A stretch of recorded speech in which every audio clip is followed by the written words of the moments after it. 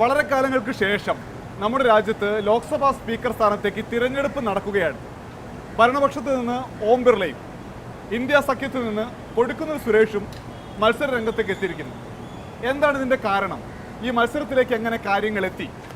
P Basant കൂടെയുണ്ട്.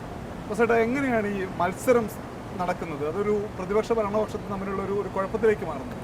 അല്ല, ഇതിൽ പ്രതിപക്ഷമാകെ ആവശ്യപ്പെട്ടത് അവർക്കൊരു ഡെപ്യൂട്ടി സ്പീക്കർ സ്ഥാനം വേണം എന്നുള്ളതാണ്. അത് ഒരു അവകാശമാണ്, ഒരു കീഴ്വഴക്കമാണെന്നുള്ളതാണ്.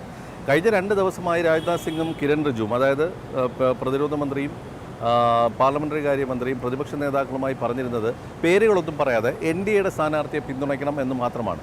അപ്പോൾ ഇവർ മുന്നോട്ട് വെച്ചത് KC വേണുഗോപാലിനെ വിളിച്ചപ്പോഴും അതുപോലെ തന്നെ മല്ലികാർജ്ജുന ഖാർഗെ AICC അധ്യക്ഷനെ വിളിക്കുമ്പോഴൊക്കെ പറഞ്ഞത് ഞാൻ പേരുകളൊന്നും പറയാതെ പിന്തുണയ്ക്കണം എന്നുള്ളത്. അപ്പോൾ ഇവർ രണ്ടുപേരും പറഞ്ഞത് ഡെപ്യൂട്ടി സ്പീക്കർ സ്ഥാനം പ്രതിപക്ഷത്തിന് നൽകുകയാണെങ്കിൽ ഞങ്ങൾ NDAയുടെ സ്ഥാനാർത്ഥിയെ പിന്തുണയ്ക്കാൻ തയ്യാറാണ്, ഞങ്ങൾ തിരിച്ചു വിളിക്കാമെന്ന് പറഞ്ഞതല്ലാതെ അത് ഇതുവരെ വിളിച്ചില്ല എന്നുള്ളതാണ്. അതാണിപ്പോൾ ഒരു മത്സരത്തിലേക്ക് പോയിരിക്കുന്നത്. കൊടിക്കുന്നിൽ സുരേഷ് 8 തവണ MP ആണ്. പക്ഷേ 2 തവണ അദ്ദേഹം പരാജയപ്പെട്ടു, 98ഉം 2004ലും. പ്രോട്ടം സ്പീക്കറായി ഭർതൃഹരി മേത്താവ് വന്നപ്പോൾ അദ്ദേഹം 7 തവണ തുടർച്ചയായി ജയിച്ചു എന്നുള്ള വാദം വെച്ചിട്ടാണ് അദ്ദേഹത്തെ ആക്കിയത്. ഏതായാലും കൊടിക്കുന്നിലും സുരേഷും അതുപോലെ തന്നെ ഓം ബിർളയും തമ്മിലുള്ള മത്സരം നാളെ ഉണ്ടാകും. നാളെ ഈ 2 പ്രമേയങ്ങളും അവതരിപ്പിക്കും. അതായത് സർക്കാരിൻ്റെ ഭാഗത്ത് നിന്ന് ഓം ബിർളയുടെ പേരിലുള്ള പ്രമേയം, പ്രതിപക്ഷത്തിൻ്റെ ഭാഗത്ത് നിന്ന് കൊടിക്കുന്നിൽ സുരേഷിൻ്റെ പേരിലുള്ള പ്രമേയവും അവതരിപ്പിച്ച് വോട്ടിനിടുകയാണ് ചെയ്യാൻ പോകുന്നത്.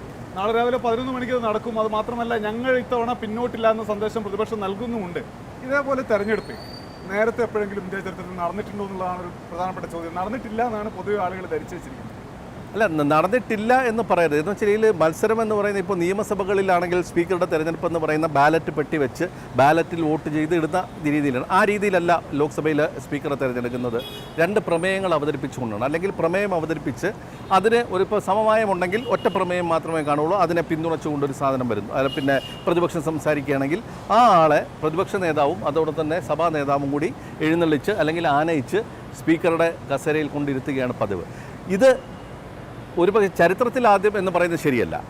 സമീപകാലത്ത് ഇത്തരം ഉണ്ടായിട്ടില്ല. ഒരുപക്ഷെ വാജ്പേയി സർക്കാർ നേരത്തിയിരുന്ന 3 ടേമിലൊന്നും തന്നെ അത്തരത്തിലൊരു മത്സരം ഉണ്ടായിരുന്നില്ല. ഇന്ദിരാഗാന്ധിയുടെ സമയത്ത് ഒരു തവണ മത്സരം ഉണ്ടായിട്ടുണ്ട്.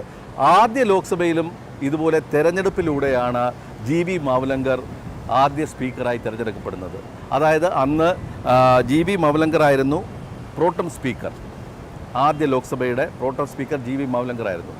അത് കഴിഞ്ഞ് തെരഞ്ഞെടുപ്പിലേക്ക് കാര്യങ്ങൾ എത്തുമ്പോൾ GB മാവ്ലങ്കറുടെ പേര് അല്ലെങ്കിൽ അത് പ്രൊപ്പോസ് ചെയ്തത് പണ്ഡിറ്റ് ജവഹർലാൽ നെഹ്റു, പണ്ഡിറ്റ് ശ്രീനാരായണ ദാസ്, അതുപോലെ തന്നെ പണ്ഡിറ്റ് ഠാക്കൂർ ദാസ്. ഈ 3 പേരുമാണ് GB മാവ്ലങ്കറുടെ പേര് പ്രൊപ്പോസ് ചെയ്യുന്നത്. അന്നത്തെ ലോക്സഭയുടെ മിനിറ്റ്സിൽ ബുള്ളറ്റിനുണ്ട്. അന്നത്തെ മിനിറ്റ്സിൽ പറയുന്ന ഇതാണ്: Shri Jawaharlal Nehru, Shri Sreenarayana Das, Pandit Thakur Das Bhargava moved the following motion that Shri G. Mavlankar be chosen as the Speaker of the House.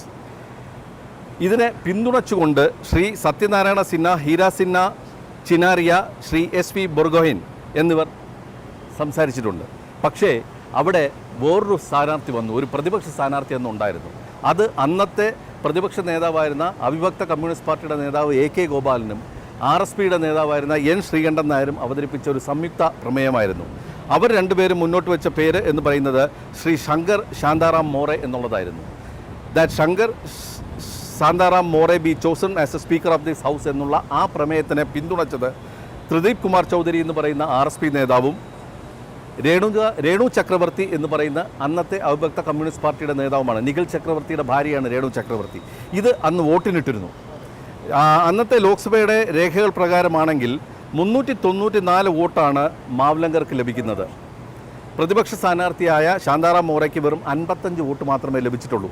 പക്ഷേ അതിൽ ഏറ്റവും രസകരമായൊരു വസ്തുത, തൊട്ടടുത്ത വാചകം പറയുന്നത് Shri Jawaharlal Nehru, Maulana Abul Kalam and Shri AK Gopalan conducted Shri GB Mavalankar to the chair എന്നുള്ളതാണ്. അതായത് അവിടെ വെച്ച് കഴിഞ്ഞു, മത്സരം കഴിഞ്ഞു. പിന്നെ സഭയുടെ നാഥനാണ് വന്നേക്കുന്നത് GB മാവ്ലങ്കർ. അദ്ദേഹത്തെ 3 പേരും കൂടെ ചേർന്ന്, അതായത് അബുൽ കലാം ആസാദും പണ്ഡിറ്റ് നെഹ്റുവും AK ഗോപാലനും കൂടെ ചേർന്ന് ആനയിച്ച് കൊണ്ടുപോയി എന്നുള്ളതാണ്. അതാണ് ചരിത്രം. അപ്പോൾ നേരത്തെയും ഇത്രയും സാഹചര്യങ്ങൾ ഉണ്ടായിട്ടുണ്ട്. പക്ഷേ സമീപകാലത്ത് ഒരുപക്ഷെ ആദ്യമായിട്ടെന്ന് പറയുന്നതിനേക്കാൾ ഉപരി ഒരു കലുഷിതമായ അന്തരീക്ഷത്തിൽ ഒരു തെരഞ്ഞെടുപ്പ് നടക്കുന്നത് ആദ്യമായിട്ടായിരിക്കും. എന്തായാലും നാളെ രാവിലെ 11 മണിക്കാണ് ഇതിൻ്റെ പ്രമേയം അവതരിപ്പിക്കലും വോട്ടെടുപ്പും ഒക്കെ നടക്കുക. അതിനുവേണ്ടി നമുക്ക് കാത്തിരിക്കാം.